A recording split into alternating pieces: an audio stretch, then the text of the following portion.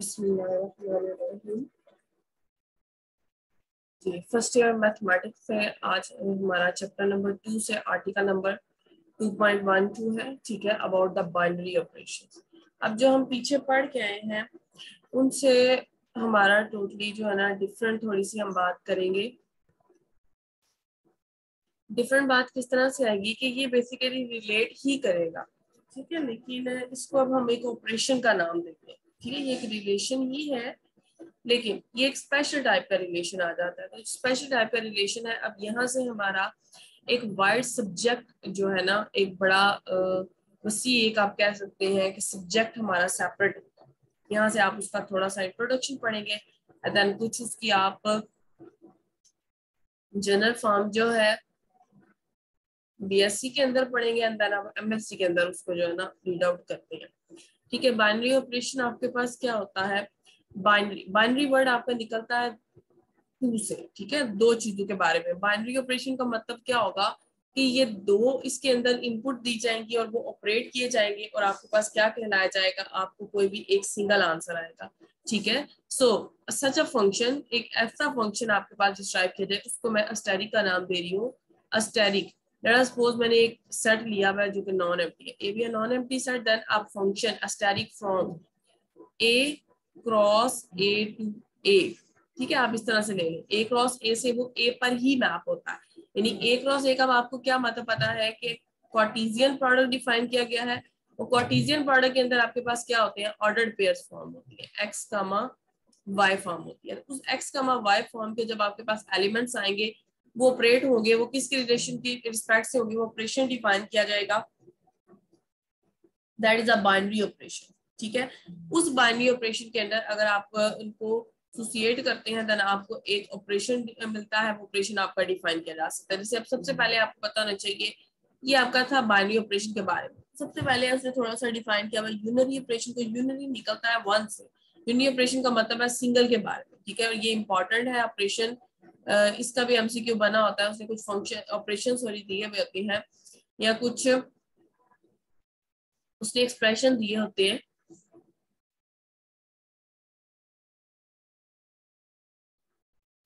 और उनका वो पूछता है कि ये कौन सा ऑपरेशन, और नीचे से ऑप्शन दिए हुए यूनरी है, बाइनरी है, टर्नरी है, एक्सेट्रा या मल्टी ऑपरेशन है। तो ये आपके पास एक इंपॉर्टेंट चीज है। यूनरी ऑपरेशन यानी कि एक चीज के ऊपर, जो सिंपल एक नंबर के ऊपर, ठीक है, एक सिंगल नंबर के ऊपर ऑपरेट होगा, उस फंक्शन को हम ऑपरेशन को हम क्या कहते हैं? यूनरी ऑपरेशन कहते हैं। फॉर एग्जांपल यहाँ पे कुछ एग्जांपल्स दी गई है यूनरी ऑपरेशन की। वो हमारे पास क्या है कि जैसे अगर आपको पी एक जो है ना पॉसिबिलिटी दी गई थी, उसी पी के ऊपर हमने निगेशन अप्लाई कर दी, तो ये क्या हुआ? Unary operation. हमें किसी और जो है ना प्रॉपर्टी की, किसी और वेरिएबल की जरूरत नहीं पड़ी, हमने जस्ट उस पर क्या कर दिया? निगेशन अप्लाई कर दिया। So that is a unary operation आपके पास। ठीक है, उसके बाद अगर आपके पास कोई भी नंबर पड़ा हुआ है, सपोज कोई भी रियल नंबर पड़ा हुआ है, कोई भी आप पॉजिटिव ले लें, देन उसका स्क्वायर रूट आपके पास क्या होता है? एक क्या है? यूनरी ऑपरेशन है। ठीक है, यहाँ आप उसका क्यूब रूट ले लें, वो भी एक यूनरी ऑपरेशन है। और आप उसका कोई nth रूट ले लें, वो भी आपके पास क्या होगा? एक यूनरी ऑपरेशन होगा। या अगर आप कोई भी नंबर अगर आपके पास पड़ा है उसका आप स्क्वायर ले लेते हैं, that is a unary operation. या आप उसकी कोई भी पावर ले लेते हैं, वो क्या होगी? आपके पास यूनरी ऑपरेशन होगा। तो ये आपके पास डिफरेंट एग्जांपल्स आ जाती हैं। आपने निगेशन अप्लाई की, फिर आपने कोई भी रियल नंबर लिया, उसमें स्क्वायर रूट, क्यूब रूट या कोई भी nth रूट आपने अप्लाई किया, या आप उसको स्क्वायर कर दें, उसके अंदर पावर ले ले, ये सारे आपके पास क्या है? Unary operation and many more. ठीक है, आप बहुत सी एग्जांपल्स यहाँ पे इकट्ठी कर सकते हैं। फिर उसके बाद आपके पास कुछ बाइनरी ऑपरेशन आ जाते हैं। बाइनरी ऑपरेशन क्या है? अब आप यहाँ पे देख सकते हैं, यहाँ पे सिंगल इनपुट है। ठीक है, यूनरी ऑपरेशन बाज आता है जिस तरह से डिफाइन करते हैं कि इनपुट भी एक है और आउटपुट भी एक है। ठीक है, तो वो कौन सा ऑपरेशन होता है? यूनरी ऑपरेशन होता है, यानी कि वो इनपुट भी एक ही मांगता है और आउटपुट भी एक ही देता है। लेकिन ऐसे फंक्शन जिनपे इनपुट एक दी जो है ना, दो इनपुट दी जाए और आउटपुट एक आती है, ऐसे ऑपरेशन को हम कहते हैं बाइनरी ऑपरेशन। जैसे यहाँ पे देखिए, मैं ऑर्डर पेयर डिफाइन करूंगी, यानी इस फंक्शन को मैं इस तरह डिफाइन करूंगी। अस्टेरिक जब ऑपरेट होगा एक्स कमा वाई दो नंबर्स के ऊपर, वो क्या करेगा? एक्स अस्टेरिक वाई में उसको कन्वर्ट कर देगा। एक्स अस्टेरिक वाई, अब आपके पास क्या आता है? एक नंबर आ जाता है। जैसे फॉर एग्जांपल अब कौन कौन से बाइनरी ऑपरेशन है? सिंपल आप एडिशन देखते हैं। ठीक है, एडिशन एक बाइनरी ऑपरेशन है, फिर सब्ट्रैक्शन एक बाइनरी ऑपरेशन है, मल्टीप्लिकेशन एक बाइनरी ऑपरेशन है, डिवीजन एक बाइनरी ऑपरेशन है, ये आपके पास आ जाते हैं ऑपरेशंस। ठीक है, ये बेसिक आपके पास 4 बाइनरी ऑपरेशंस आपको डिफाइन किए जाते हैं, ये आपने अपने ज़हन में रखना। जी नेक्स्ट देखें क्या उसने डिफाइन किया हुआ है।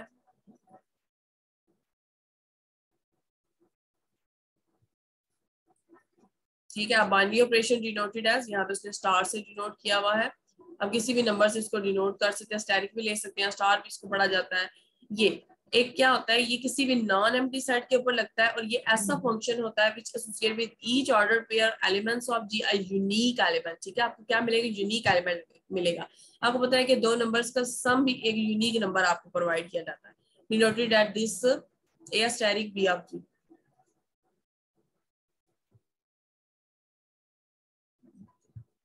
ठीक है, वही आपके पास आ गया। इन अदर वर्ड्स एक बाइनरी ऑपरेशन क्या करता है, एक ऐसा फंक्शन होता है जो जी क्रॉस जी से सेट किसके ऊपर होता है, जी के। ये चीज मैं आपको डिफाइन कर चुकी हूँ। सिंपल आगे से इसमें जो है ना एग्जांपल्स दी हुई है, एग्जांपल्स में ऑर्डिनरी एडिशन आ जाती है, मल्टीप्लिकेशन आ जाती है। ये कौन से किसके ऊपर ऑपरेशन है, एन के। ठीक है, ये बेसिक मैंने आपको ऑपरेशन बताए हैं कौन कौन से आपके पास हुआ करेंगे, लेकिन एन के ऊपर कौन कौन से ऑपरेशन है, एडिशन पड़ा हुआ है, मल्टीप्लीकेशन पड़ा हुआ। ठीक है, अब इसमें ऑपरेशन बाइनरी ऑपरेशन कौन सा नहीं है। ठीक है, अब हम यहाँ ये भी डिफाइन कर सकते हैं वो आपके पास कौन सा नहीं है, इस पे डिफरेंस का नहीं है। ठीक है, आप सब्ट्रैक्शन नहीं कर सकते, जैसे आप 2 - 3 करेंगे आंसर आएगा -1। -1 does not belongs to N, so N is not close under the subtraction. अगर आपके पास ऑर्डिनरी सब्ट्रैक्शन ऑपरेशन के अंदर ये क्लोज नहीं है। ठीक है, अब आपको यहाँ से एक बड़ी अच्छी इंफॉर्मेशन मिली, जब आप आगे ग्रुप्स की तरफ जाएंगे आप ऐसे सेट्स जिन पे ऑपरेशन ही डिफाइन नहीं है, ठीक है, वो फिर ग्रुप्स भी नहीं बने। ठीक है, तो यहाँ से आपको एक बड़ी अच्छी आपको ऑपरेशन पढ़ना बहुत जरूरी है। बाइनरी ऑपरेशन किसी भी सेट के ऊपर डिफाइन होगा तो आप ग्रुप की प्रॉपर्टीज पे जाएंगे। तो यहाँ पे अब आपने इन सेट्स की लिस्ट बनाते जाना है, किन पे ऑपरेशन कौन कौन से डिफाइन है और कौन कौन से डिफाइनिंग है। बेसिक आपने 4 जो है ना 4 बेसिक ऑपरेशंस के बारे में आपने अपने ज़हन में रखना है कि अगर एक सेट दिया जाता है उस पर एडिशन का है या नहीं है, सब्ट्रैक्शन ऑपरेशन है या नहीं है, मल्टीप्लिकेशन बाइनरी ऑपरेशन है या नहीं है, डिवीजन है या नहीं है। इन 4 को आपने अपने ज़हन में जो है ना रखना है। कोई भी आपको सेट दिया, आपको एन दिया जाता है, आपने बताना है इस पे कौन से बाइनरी ऑपरेशन है और कौन से नहीं है। सिंपल आपको इसका पता है, इसमें सब्ट्रैक्शन भी है, एडिशन भी है। क्यों है, क्योंकि दो नेचुरल नंबर्स का सम भी एक नेचुरल नंबर होता है, दो नेचुरल नंबर्स की मल्टीप्लिकेशन में एक नेचुरल होती है, लेकिन डिफरेंस नेचुरल नहीं होती, क्योंकि -1 is not a natural number. यहाँ से आपको एग्जांपल मिल जाती है। डिवीजन में जाए, डिवीजन में आपके पास 2 नंबर्स पड़े हुए हैं 1 और 2। ठीक है, 1 और 2 पड़े हैं जिनकी आप क्वेश्चन ले लें देन वो भी नेचुरल नंबर नहीं रहते। सो कभी भी ये सेट नेचुरल जो है अंडर, अगर आप आगे जाके इसको ग्रुप बनाने की कोशिश करते हैं तो ये अंडर सब्ट्रैक्शन भी ग्रुप नहीं बन सकता, अंडर डिवीजन भी नहीं बन सकता। लेकिन अंडर एडिशन एंड मल्टीप्लिकेशन ये बनता है या नहीं बनता, ये एक अलग क्वेश्चन है। लेकिन ऑपरेशन सबसे पहले किसी भी सेट ग्रुप बनने से पहले उसको एक बाइनरी ऑपरेशन उसके अंदर होना चाहिए। ठीक है, सो यहाँ पे एन के अंदर binary operation under multi sorry difference भी नहीं है, डिवीजन भी नहीं है, सो दैट्स व्हाई इसको हम ग्रुप के लिए बात कर ही नहीं सकते। ठीक है, अंडर डिफरेंस एंड डिवीजन। लेकिन एडिशन और मल्टीप्लिकेशन के लिए आज हम बात कर सकते हैं क्योंकि बाइनरी ऑपरेशन है। तो इन इस तरह से इसी तरह आप z को एग्जामिन कर सकते हैं, आप सेट ऑफ ऑड इंटीजर्स को कर सकते हैं, सेट ऑफ इवन को कर सकते हैं। इसी तरह आप just set of positive integer आप ले लें या यूनियन जीरोस में इंक्लूड कर दें, इस तरह भी आप इसको कर सकते हैं। फिर आर ले लें, क्यू ले लें, बेसिक आपके पास क्यू पॉजिटिव ले लें। अब आपने इन सब के ऊपर बाइनरी ऑपरेशंस लिख रहे हैं। ठीक है, इसका आपको एक टेबल भी मिल जाए। ठीक है, वैसे वो टेबल एडिशन का वो ग्रुप का बना हुआ है मेरे ख्याल में फर्स्ट ईयर की बुक के अंदर। इसी बुक के अंदर आपको चाहिए कि आप बाइनरी ऑपरेशन का भी एक टेबल कंस्ट्रक्ट कर लें, उससे आपको पता चल जाएगा, आपके जहन में ये चीजें बैठ जाएंगी कि कौन कौन से सेट को हम किन किन ऑपरेशंस के लिहाज से ग्रुप की प्रॉपर्टीज के लिए जो है ना एग्जामिन किया करें। इसी तरह आगे आपके पास है, या आपको कुछ एग्जांपल्स आगे दी हुई है, इनको आप रीड आउट कर लिया। ठीक है, बेसिक मैंने आपको प्रॉपर्टीज बता दी जी। ये नेक्स्ट एग्जांपल 2 में उसने सेट ऑफ इवन नंबर्स के बारे में बात की है। अब सेट ऑफ इवन नंबर के आपने उसने एक नया स्टैंडर्ड ऑपरेशन डिफाइन किया है जो आपके पास क्या है, सम मॉडुलो को डिफाइन करता है। ठीक है, इस मॉडुलस ने खुद बताया है किस तरह से होगा कि इवन में इवन ऐड करेंगे तो आंसर इवन आएगा, इवन में ऑड करेंगे तो आंसर ऑड आएगा। ये आप एग्जांपल वैसे भी पता है। Sum of two even numbers is again even number but sum of two even and odd numbers. ठीक है, अगर इवन और ऑड को जमा किया जाए तो आंसर ऑड आता है, लेकिन sum of two odds is also even. ये आपका बेसिक कंसेप्ट है। इसको आप एग्जांपल भी कह सकते हैं, जैसे आपके पास 2 और 4 इवन नंबर्स हैं तो उनका सम क्या होता है, वो भी एक इवन नंबर होता है। और उसके बाद अगर आप 2 और नंबर्स लेते हैं 3 और 5, उनका सम भी क्या होता है, एक इवन नंबर होता है। ठीक है, इवन नंबर आ गया, ये आपके पास प्रॉपर्टी भी होगी, ये भी होगी। ठीक है, इवन किस तरह से आता है। अब ऑड और इवन का आप सम लेते हैं, जैसे 2 और 3 ले लो, तो 2 + 3 का आंसर क्या आता है। अब कोई सा भी एक ऑड नंबर लें और एक इवन नंबर लें, हमेशा आपके पास क्या आएगा, वो एक even number, sorry odd number है।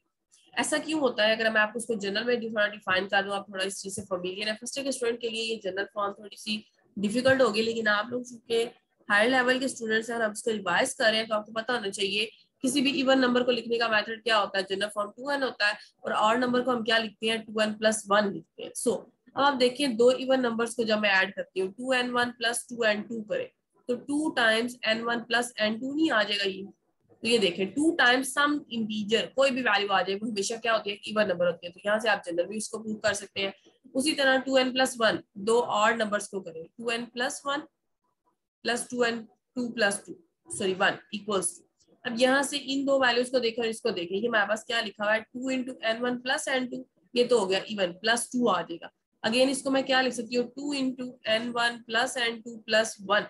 यहाँ जो मर्जी नंबर आए साथ में, इवन नंबर की कंडीशन होती है, ये n कुछ भी हो सकता है, ये 2 होना जरूरी है। सो ये क्या होगा, आपके पास एक इवन नंबर आ जाएगा। सम ऑफ 2 ऑड्स भी आपके पास इवन हो गया, सम ऑफ 2 इवन नंबर्स भी आपके पास इवन हो गया। अब अगर आप बात करते हैं ऑड प्लस इवन की, तो उसको आप ले लें 2n + 1 आप ले लें। ठीक है, इस फॉर्म में आप इसको कन्वर्ट करें, लेकिन इसके अंदर आपके पास ये n1 और n2 ले लो। 2 × n1 + n2 आप करें, +1 आ जाएगा। अब आप देखिए ये क्या आता है, एक ऑड नंबर आता है, ये सम इंटीजर आ गया आपके पास। 2 × जैसे देख लें 2n' + 1 कर दे, तो आपके पास क्या आंसर आता है, एक ऑड नंबर आता है। ये जनरल फॉर्म भी आप नंबर थ्योरी के अंदर जब पढ़ते हैं ना, उसके अंदर आपको ये जनरल फॉर्म भी पता होनी चाहिए। जी, इसी तरह आपके पास मोस्ट इंपॉर्टेंट नेक्स्ट एग्जांपल दी हुई है, ये तो वाइडली यूज होती है आपकी, ये वाला जो सेट दिया हुआ है 1 - 1 आयोटा एंड माइनस आयोटा, ये 4th रूट्स ऑफ यूनिटी है। ठीक है, इसको आपने किया हुआ है, ये आपके पास होता है बेसिकली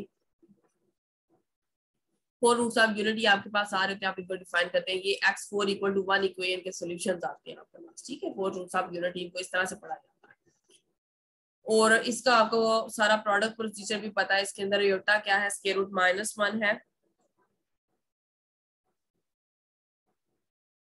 और इसी तरह से विद रिस्पेक्ट टू मल्टीप्लीकेशन। अब इसके बारे में क्वेश्चन ये भी आता है, क्या इसके अंदर अंडर एडिशन ऑपरेशन है। So answer is no. क्यों आंसर है, सबसे पहले देखें 1 और -1 को देखें। 1 + -1 क्या है, 0 है, 0 तो साइड में बिलोंग नहीं करता, उसकी under addition binary operation define नहीं करता, तो ये ग्रुप भी नहीं बना सकता। ठीक है, तो इस तरह से आपने ऑपरेशन चेक कर लेनी है कि आपको बहुत सी एग्जांपल, और यही एग्जांपल्स आप मेरी बात हमेशा ध्यान में रखिएगा, या आप लिख लें कि जितनी भी बाइनरी ऑपरेशन की एग्जांपल्स हैं, इनको आपने फर्स्ट ईयर के अंदर भी ग्रुप के लिहाज से बात करनी है, इन्हीं को आपने रिंग के अंदर बात करनी है, इन्हीं को आपने फील्ड के अंदर जाके बातें करनी है। यही सेट्स होंगे और उसके साथ कुछ ऐड हो जाएंगे, लेकिन ये सबसे पहले एग्जामिन किए जाएंगे। यही बेसिक जो सेट्स हैं, ये सबसे पहले एग्जामिन किए जाएंगे फॉर ग्रुप, फॉर कोई भी आप करते हैं, साइक्लिक के लिए चले जाएंगे आप, रिंग के चले जाएंगे, फील्ड में चले जाएंगे, यही ग्रुप्स रहेंगे आपके।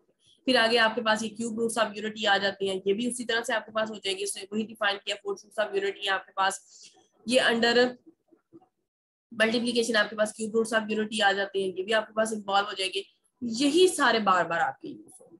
ये बेसिक जितने भी आप फर्स्ट ईयर के अंदर ये जितनी भी एग्जांपल्स हैं, आप इनको अच्छे से याद कर लें, अपने जेहन में बिठा लें। आप इनको 4 के 4 ऑपरेशंस के लिहाज से अपने जेहन में बिठा लें। ठीक है, ये cube roots of unity just बताया ना, अंडर मल्टीप्लीकेशन है, अंडर एडिशन भी चेक करें, अंडर सब्ट्रैक्शन चेक करें, इनको अंडर डिवीजन चेक करें कि क्या इश्यूज आते हैं, उन इश्यूज को आप नोट कर लें। देन ये आपके लिए बड़ा वाइड जो है ना, बहुत ज्यादा आपके पास, आप समझ लें कि आपको एक गोल्डन चांस है आपके पास कि आप इसको तैयार कर लें। ठीक है, एक अच्छा मटेरियल आपको मिल जाएगा।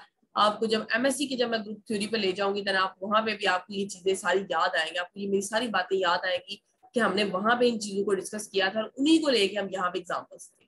ठीक है, अब residue classes modulo and modulo आपको पता है कि ये आपका बिल्कुल 8th क्लास का काम है। ठीक है, 8th क्लास में भी हम इसको पढ़ेंगे। मॉडुलो एंड का क्या मतलब होता है कि अंडर मॉडुलो आपने रेजिड्यूज देने होते हैं, जो मतलब आपने जो है रिमाइंडर लिखना हो। ठीक है, मॉडुलो एन का मतलब है आपने एन के आगे जितनी भी बातें आएंगी उनके आंसर रिपीट होना शुरू हो जाए। ठीक है, रिपीट होने का मतलब जैसे मॉडुलो 2 की मैं बात करती हूँ, मॉडुलो 2 के अंदर अगर आप बात करते हैं तो आपके पास क्या आ जाएगा, 0 और 1 आ जाएगा। ठीक है, क्यों 1 आएगा, बिकॉज जब भी मैं 2 लिखूंगी तो 2 को जब मैं 2 से डिवाइड करती हूँ तो 1 टाइम्स 2 रिमाइंडर क्या आता है 0, रिमाइंडर 0 मौजूद है तो 2 तो नहीं आएगा इसके अंदर।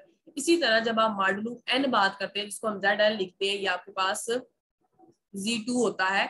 ZN जब हम लिखते हैं तो ये 0 से स्टार्ट होता है। अंडर एडिशन बात कर रही हूँ, अंडर मल्टीप्लीकेशन में बात नहीं कर रही, इस चीज को जहन में रखिएगा स्टूडेंट्स। रेजिड्यू क्लासेस को अंडर एडिशन एंड मल्टीप्लीकेशन बहुत ज्यादा मिक्सअप कर देते हैं, आपने ये काम नहीं करना, ठीक है। अभी यहाँ पे अंडर एडिशन बात हो रही है, मैं आपसे अंडर एडिशन बात कर रही हूँ, आपने अंडर मल्टीप्लीकेशन इसको बिल्कुल भी सोचना तक नहीं, आपने क्यों नहीं सोचना, बिकॉज आप यहाँ पे बिल्कुल बेसिक्स इसको एक दफा रिवाइज कर ले, आप अंडर एडिशन पे प्रैक्टिस कर इसको बिल्कुल अच्छी तरह से। आपको बेशक आप अप टू आप जो है ना कम से कम भी अगर मैं आपको बताऊं ना तो अप टू 20 मॉडुलो 20 तक आप इसकी बैठ के प्रैक्टिस करें। ये आपका एक वाइड लेवल का आपका, मैं आपको अलजबरा के अंदर आपको जनरल वो चीजें आपने बिल्कुल भी नहीं पढ़ी हुई, उनको जब करवाऊंगी तो आपको ये चीजें बड़ी अच्छी याद आएंगी। मैं आपको बता रही हूँ, मैं आपको बहुत बहुत बहुत इंपॉर्टेंट आज का आपका लेक्चर है, बहुत इंपॉर्टेंट आपको इन्फॉर्मेशन जो है आज हम इसको जो है ना कलेक्ट करेंगे। ये सारी चीजें हमने वाइडली जाके आगे यूज करनी है और इससे हम बिल्कुल जो है ना एब्स्ट्रैक्ट अलजबरा को कंस्ट्रक्ट करेंगे आगे जाके। तो 0 1 2 सो ऑन किधर तक जाएगा, ये n-1 तक, ठीक है। n नहीं आएगा बिकॉज जहां पे n आएगा आंसर क्या आएगा 0 आ जाएगा आपके पास, ठीक है। तो ये आपने कम से कम भी मॉडुलो 20 तक आपने इसको जो है ना ऑब्जर्व करना, ये आपने सारे टेबल्स कंस्ट्रक्ट करने हैं, काम काफी ज्यादा हो जाएगा लेकिन आपने ये टेबल्स अप टू 20 कंस्ट्रक्ट करने हैं। अप टू 20 कंस्ट्रक्ट करने का मकसद आपको बिल्कुल भी ज्यादा आप बटनाइज करना नहीं है, आपकी प्रैक्टिस करवाना है। जब आप प्रैक्टिस करेंगे आपको ये बड़े अच्छे से जो है ना डिस्क्राइब हो जाएगी। ये काम मैं आप पे छोड़ रही हूँ कि उसने मॉडुलो 3 के लिए बात की तो उसको डिवाइडेड बाय 3 उसने सारा बताया हुआ है। लिखना आपने क्या होता है, आंसर रिमाइंडर लिखना, ठीक है। आंसर हमेशा आपने रिमाइंडर लिखना है। जैसे यहाँ पे देखें, जैसे 2 और देखो 2 और 2 को ऐड हमने किया, आंसर क्या आ गया 4, लेकिन अंडर मॉडुलो क्या था 5 के लिहाज से बात, तो अंडर मॉडुलो 5 है तो आंसर 4 है। लेकिन जब मैं 2 + 3 करती हूँ 5 आता है, तो 5 को 5 से डिवाइड करें रिमाइंडर क्या रहता है 0। फिर 2 + 4 करें 6 आता है, 6 को अगर मैं 5 से डिवाइड करती हूँ 5 1 द 5 आ जाता है और रिमाइंडर क्या आ जाता है 1। तो आपने यहाँ पे क्या लिखना होता है, रिमाइंडर लिखना होता है, ये क्या आ गया 1। इस तरह से आपने अपना सारा टेबल कंस्ट्रक्ट करना है। ये मॉडुलो वाले भी बहुत इंपॉर्टेंट ऑपरेशंस हैं, ठीक है। जहां भी मॉडुलो की बात आती है और उसमें 0 इन्वॉल्व हो रहा हो, देन वो आपका अंडर एडिशन बात कर रहा हो, ठीक है। वो हमेशा अंडर एडिशन एक ग्रुप बनाता हो।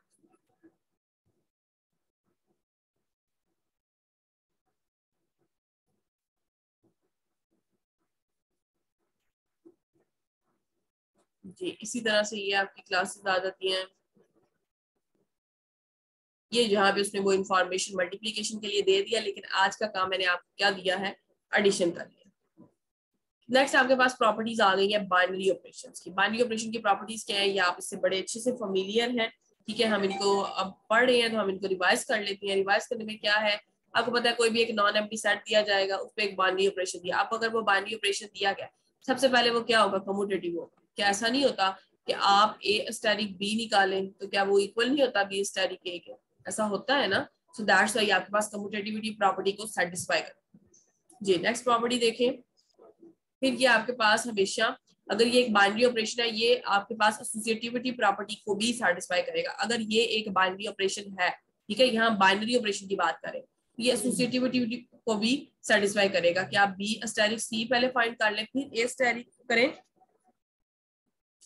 यहाँ आप ए स्टेरिक बी फाइंड कर लें देन स्टेरिक सी करें, देन आपका आंसर क्या आएगा सेम आएगा।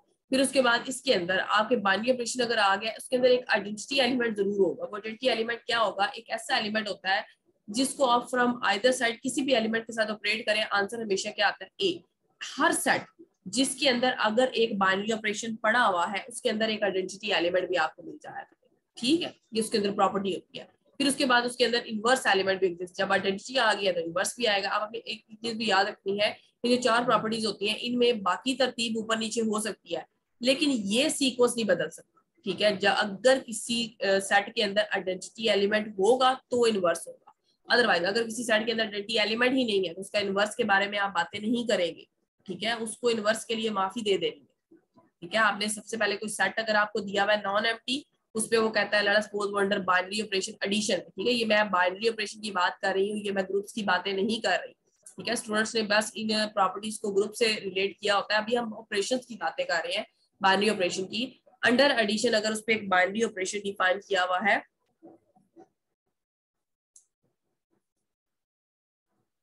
ठीक है, देन उसके अंदर क्या क्या प्रॉपर्टीज होगी, उसके अंदर कम्यूटेटिविटी की प्रॉपर्टी होगी, उसके अंदर एसोसिएटिविटी की होगी, उसमें आइडेंटिटी एलिमेंट भी पाया जाएगा, उसमें इनवर्स भी पाया जाएगा, ठीक है। लेकिन उसकी तरतीब के बारे में आपने क्या बात करनी है, आप एसोसिएटिविटी बेशक लास्ट पे चेक कर ले, आप उसकी कम्यूटेटिविटी बेशक लास्ट पे चेक कर ले, ठीक है, कोई मसला नहीं है। लेकिन अगर आपने उसका इनवर्स चेक करना है, उससे पहले आपको इसका आइडेंटिटी एलिमेंट चेक करना पड़ेगा, ठीक है। इन तरतीब को आप बदल नहीं सकते, ठीक है। आप आइडेंटिटी एलिमेंट पहले चेक करेंगे, फिर आप इनवर्स एलिमेंट को चेक करेंगे। ये चीज आपने अपने जहन में रखनी है। तो किसी भी अगर सेट के अंदर आइडेंटिटी एलिमेंट नहीं पाया जाता तो उस पर कभी भी इनवर्स भी नहीं पाया जाएगा, आपको इनवर्स नहीं मिलेगा वहां पे। जब आपको इनवर्स एलिमेंट क्या होता है, एक ऐसा एलिमेंट जो किसी ऐसे दूसरे एलिमेंट, ठीक है, कोई भी नॉन जीरो एलिमेंट जो है दूसरे नॉन जीरो एलिमेंट के साथ अगर ऑपरेट किया जाता है फ्रॉम आइदर साइड, ठीक है, ये ऑपरेशन है, बाइनरी ऑपरेशन है। आंसर क्या आना चाहिए, आइडेंटिटी एलिमेंट। अगर किसी सेट के अंदर आइडेंटिटी एलिमेंट ही नहीं है तो उसका इनवर्स आप कैसे निकालेंगे, कभी भी नहीं आप निकाल सकते। जैसे फॉर एग्जांपल ये वाला सेट देखें, 0 एंड 1 देखें, ठीक है। अंडर एडिशन इस पे बात करें, चले अंडर एडिशन इस पे ऑपरेशन है, ठीक है। लेकिन आप देखिए क्या इसके अंदर कोई भी आइडेंटिटी, चले इसके अंदर आइडेंटिटी एलिमेंट भी आपके पास आता है, ठीक है। क्या इसके अंदर इनवर्स एलिमेंट है, नहीं है ना, 1 का इनवर्स नहीं आता। 1 में आप क्या ऐड करें कि आंसर 0 आ जाए। अंडर एडिशन बात करिए, कुछ भी नहीं पड़ा हुआ इसके अंदर, आपको इसमें -1 ऐड करना पड़ेगा। लेकिन इसके अंदर आइडेंटिटी एलिमेंट था, सो दैट्स व्हाई आपने इसके अंदर क्या इंट्रोड्यूस किया है, आपने इनवर्स की बातें की, ठीक है। आइडेंटिटी एलिमेंट था तो मैंने इनवर्स की बातें की, फिर मैंने इनवर्स चेक करने की कोशिश की, फिर इनवर्स हो भी सकता है, नहीं भी हो सकता, ठीक है। बातें इनवर्स की तब करनी है जब आइडेंटिटी हो। जैसे फॉर एग्जांपल अगर आपके पास ये वाला सेट है,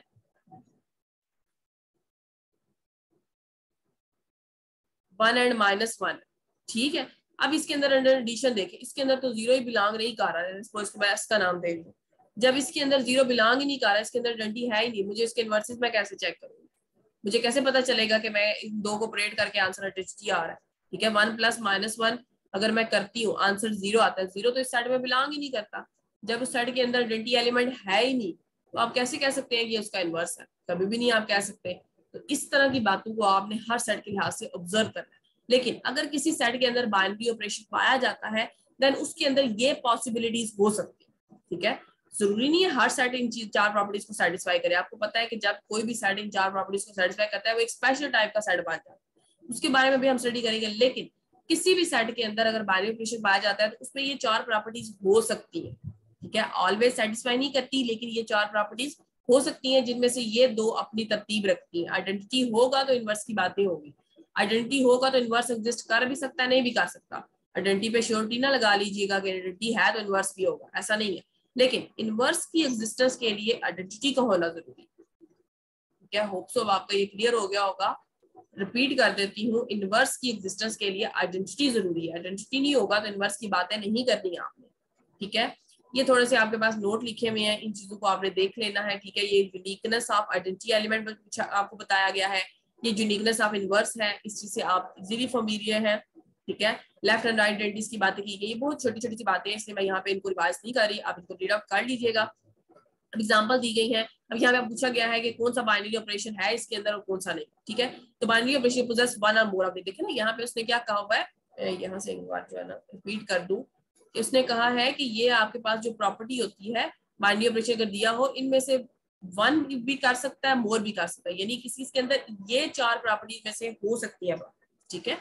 जरूरी नहीं है कि सारी की सारी हो, आपको पता है जो सारी की सारी को सेटिस्फाई करता है वो स्पेशल टाइप का सेट बन जाता है, ठीक है। लेकिन इन 4 में से उसके अंदर प्रॉपर्टीज हो सकती है, जिनमें से सिर्फ कम्यूटेटिविटी भी हो सकती है, जिनमें सिर्फ एसोसिएटिविटी भी हो सकती है, लेकिन उसमें फिर सिर्फ आइडेंटिटी भी हो सकती है, सिर्फ इनवर्स भी हो सकता है, ठीक है। इनवर्स सिर्फ नहीं हो सकता, लेकिन उसमें दोनों की तरतीब जरूरी है। आइडेंटिटी और इनवर्स इकट्ठे आएंगे, इनवर्स आएगा तो आइडेंटिटी जरूर आएगी, लेकिन आइडेंटिटी आएगी तो इनवर्स का आना जरूरी नहीं है। आप इसको इस तरह भी याद रख सकते हैं कि अगर आइडेंटिटी आ रही है तो इनवर्स हो भी सकता है, नहीं भी हो सकता, ठीक है। इनवर्स हो भी सकता है, नहीं। लेकिन अगर आप इनवर्स की बातें करने लग गए देन आप सॉरी, यहाँ पे आपके पास आइडेंटिटी फिर जरूर होगी, आपके पास आइडेंटिटी होगी तो आप इनवर्स की तरफ जाएंगे, अदरवाइज नहीं। जी, नेक्स्ट आपके पास ये एग्जांपल्स आ जाती हैं, आपने इनको ऑब्जर्व कर लेना है। ये अब आपके पास ये देखें, कंप्लीट करना है टेबल। अच्छा, ये आपके पास बाइनरी ऑपरेशन के लिहाज से ही दिया। अच्छा, मुझे लगा कि शायद ग्रुप के लिहाज से है, यही आपके पास आ जाएगा। ठीक है, ये अब आपने इसको कर लेना है कंस्ट्रक्ट, आपके पास क्वेश्चंस आ गए हैं, अब आपने इनको रिवाइज कर लेना है। ये सारे आपके हो जाएंगे, बिल्कुल छोटे छोटे से हैं, मॉड्यूल की बातें की गई है, ये आपको एक ऑपरेशन दिया गया है उसके बारे में बातें पूछी गई है कि बाइनरी ऑपरेशन कम्यूटेटिव है या नहीं है। कम्यूटेटिव आपने चेक करने के लिए आपने चेक करना है ए क्लास बी का आंसर क्या आ रहा है, फिर आपने देखना है बी क्लास ए का आंसर आ रहा है, अगर वो करता है देन वो होगा। जैसे इस वाले को देखें, ए स्टेरिक बी चेक करें, आंसर आता है सी, ठीक है, बी स्टेरिक ए चेक करें, आंसर आता है B, so it is not commutative, ये सेट तो है ही नहीं। दूसरे के बारे में बातें करें, अब यहाँ पे ये सी सी मिल गया, अब आपने एक पे नहीं रहना, आप सबको देखना, कंट्राडिक्ट करने के लिए या निगलेक्ट करने के लिए एक भी बात बनी है, ठीक है, लेकिन प्रूफ करने के लिए फॉर ऑल की कंडीशन होती है, ये मैं बात आपको रिपीट कर चुकी हूँ। अगर आपने प्रूफ करना है किसी बात को, फॉर ऑल की कंडीशन आएगी, लेकिन अगर आपने उसी बात को निगलेक्ट करना है, ठीक है, निगलेक्ट करना है किसी बात को, देन आपको देयर एग्जिस्ट की कंडीशन लगानी, एक मिल जाना चाहिए। ये एक मिल गया था, मैंने आगे चेक ही नहीं किया, लेकिन यहाँ पे ए बी की बात हो गई तो मैं आगे चलूंगी, ए सी की बात करूंगी। एसी चेक करें, एसी का आंसर बी आता है, फिर सी ए चेक करें, सी ए का आंसर भी बी आता है, सो एक और बात होगी, एडी चेक करें, आंसर डी आता है, डी ए चेक करें, आंसर डी आता है, ये बात हो गई। अब आप आगे चले, फिर बी को चेक करें, बी सी का आंसर क्या आता है बी, फिर सी बी चेक करें, सी बी का आंसर क्या आता है बी। सो ये आपके पास पॉसिबिलिटी, आप इसको चेक कीजिएगा, ये आपका सारा ही कम्यूटेटिव बात जाता है। ठीक है, कम्यूटेटिव के लिए आपको प्रूफ करने के लिए फॉर ऑल की कंडीशन चाहिए, सारे के सारे करने चाहिए, और निगलेक्ट करने के लिए, ठीक है, आपको क्या चाहिए, कम से कम एक मिल जाना चाहिए। इसी तरह से आप बाकी सारे जो है ना, अब आप अच्छे खासे फेमिलियर हैं इन चीजों से, आपकी प्रैक्टिस भी, अब आप इसको कवर कर सकते हैं। ये आपका सारा आर्टिकल जो है बाइनरी ऑपरेशन के बारे में था, और कोशिश कीजिएगा, ये इस पे मैं आपको रिस्ट्रिक्ट कर रही हूँ, कोशिश कीजिएगा इसको आप 5 दफा रिवाइज करें, कम से कम भी, आप इसको ज्यादा से ज्यादा भी कर सकते हैं, जितनी मैंने इसके अंदर असाइनमेंट दी है वो भी, और अब आपने इसको 5 दफा रिवाइज करना, क्योंकि जब स्टूडेंट जो है ना एमएससी लेवल पर जाकर भी उनको बाइनरी ऑपरेशन और ग्रुप की प्रॉपर्टीज के दरमियान डिफरेंस करना नहीं आता, ठीक है, ये मेरी खुद की ऑब्जर्वेशन है, मैंने खुद देखा है स्टूडेंट्स को इस लेवल पे जाके भी जो है ना उनको समझ नहीं आ रही, इवन एमफिल लेवल तक भी जाके वो इस चीज में कंफ्यूज ही रहते हैं, उसमें बाइनरी ऑपरेशन में और ग्रुप्स की प्रॉपर्टीज के, ठीक है। तो आप अगर इसको कम से कम भी 5 दफा रिवाइज कर लेंगे ना, देन आपको इजीली, आपको ग्रुप्स जो है, आप ये समझ लें कि आपकी फिंगर टिप्स पे आना शुरू हो जाएगा, ठीक है। तब आपने इसकी अच्छे से अच्छी प्रैक्टिस करनी है, आपको ये फर्स्ट ईयर की बुक है, ये आपके लिए इनफ है फर्स्ट ईयर के लेवल तक के लिए। फिर भी आप इसके कुछ जो है ना प्रैक्टिस करना चाहते हैं, जैसे मैंने आपको जी 20 तक बताया है कि आपने अंडर मॉड्यूल 20 तक की प्रैक्टिस करनी है। जब आप प्रैक्टिस को करेंगे तो आपको बड़ा अच्छे से जो है ना, आपको बहुत सी, आपका माइंड जो है ना खुद ही आपको सॉल्व करना सिखाएगा, और आप देखिएगा आपके हैंड्स को लिखना शुरू कर देंगे, ठीक है। इसको अब आप कवर कर लीजिएगा, ये आपका बाइनरी ऑपरेशन से रिलेटेड था। नेक्स्ट इंशाल्लाह हम ग्रुप्स करेंगे, ठीक है, और ये आपका, आपको पता है अब आप ग्रुप थ्योरी की तरफ जा रहे हैं, आप एब्स्ट्रैक्ट अलजेब्रा की बातें करेंगे, ठीक है। चलिए अब आप इसको कंप्लीट कर लीजिएगा।